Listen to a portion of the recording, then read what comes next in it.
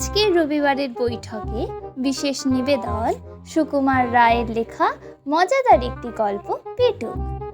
হরিপদ, ও হরিপদ! হরিপদর আর সাড়াই নেই। সবাই মিলে এত চেঁচাচ্ছে, হরিপদ আর সাড়াই দেয় না। কেন? হরিপদ কালা নাকি? কানে কম শোনে বুঝি? না, কম শুনবে কেন, বেশ দিব্যি পরিষ্কার শুনতে পায়। তবে হরিপদ কি বাড়ি নেই? তা কেন? হরিপদর মুখ ভরা ক্ষীরের লাড়ু, ফেলতেও পারে না, গিলতেও পারে না, কথা বলবে কি করে?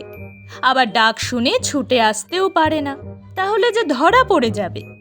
তাই সে তাড়াতাড়ি লাড়ু গিলছে আর জল খাচ্ছে, আর যতই গিলতে চাচ্ছে ততই গলার মধ্যে লাড়ুগুলো আঠার মতো আটকে যাচ্ছে। বিষম খাবার জোগাড় আর কি। এটা কিন্তু হরিপদর ভারী বদভ্যাস। এর জন্য কত ধমক, কত শাসন, কত শাস্তি, কত সাজাই যে সে পেয়েছে, তবু তার আক্কেল হলো না। তবু সে লুকিয়ে চুরিয়ে পেটুকের মতো খাবেই। যেমন হরিপদ, তেমনি তার ছোট ভাইটি। এদিকে পেট রোগা, দুদিন অন্তর অসুখ লেগেই আছে। তবু হ্যাংলামি তাদের আর যায় না। যেদিন শাস্তিটা একটু শক্ত রকমের হয়, তারপর কয়েকদিন ধরে প্রতিজ্ঞা থাকে, এমন কাজ আর করব না। যখন অসময়ে অখাদ্য খেয়ে রাত্রে তার পেট কামড়ায়, তখন কাঁদে আর বলে, আর না, এইবারেই শেষ। কিন্তু দুদিন না যেতেই আবার যেই সেই। এই তো কিছুদিন আগে পিসিমার ঘরে দই খেতে গিয়ে তারা জব্দ হয়েছিল, কিন্তু তবু লজ্জা নেই। হরিপদর ছোট ভাই শ্যামাপদ এসে বলল, দাদা শিগগির এসো, পিসিমা এই মাত্র এক হাঁড়ি দই নিয়ে তার খাটের তলায় লুকিয়ে রাখলেন। দাদাকে এত ব্যস্ত হয়ে এ খবরটা দেবার অর্থ এই যে পিসিমার ঘরে বিশাল শিকল দেওয়া থাকে। শ্যামাপদ সেটা হাতে নাগাল পায় না, তাই দাদার সাহায্য দরকার হয়। দাদা এসে আস্তে আস্তে শিকলটা খুলে আগেই তাড়াতাড়ি গিয়ে খাটের তলায় দইয়ের হাঁড়ি থেকে এক খাবল তুলে নিয়ে খপ করে মুখে দিয়েছে। মুখে দিয়েই চিৎকার, কথায় বলে ষাঁড়ের মতো চেঁচাচ্ছে। কিন্তু হরিপদর চেঁচানো তার চাইতেও সাংঘাতিক। চিৎকার শুনে মা, মাসি, দিদি, পিসি যে যেখানে ছিলেন সব কি হলো বলে দৌড়ে এলেন। শ্যামাপদ বুদ্ধিমান ছেলে, সে দাদার চিৎকারের নমুনা শুনেই দৌড়ে ঘোষেদের পাড়ায় গিয়ে হাজির। সেখানে অত্যন্ত ভালো মানুষের মতো তার বন্ধু শান্তি ঘোষের কাছে পড়া বুঝে নিচ্ছে। এদিকে হরিপদর অবস্থা দেখে পিসিমা বুঝে গেছেন যে হরিপদ দই ভেবে তার চুনির হাঁড়ি চেখে বসেছে। তারপর হরিপদর যা সাজা, এক সপ্তাহ ধরে সে না পারে চিবোতে, না পারে গিলতে, তার খাওয়া নিয়েই এক মহা হাঙ্গামা। কিন্তু তবু তার লজ্জা নেই।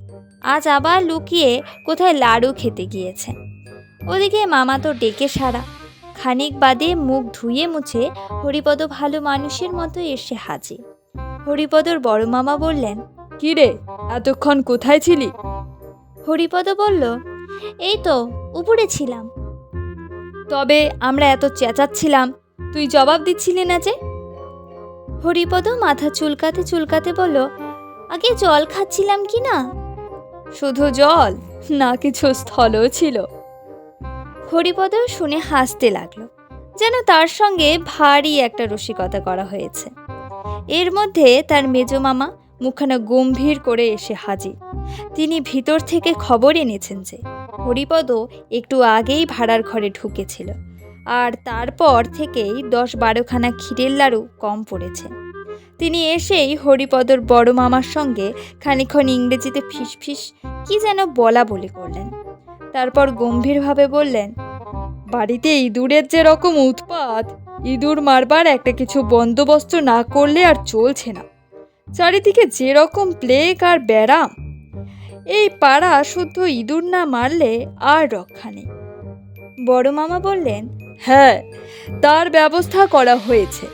দিদিকে বলেছি সেকো বীজ দিয়ে লাড়ু পাকাবে, সেগুলো একবার ছড়িয়ে দিলেই ইঁদুর বংশ নির্বংশ হবে।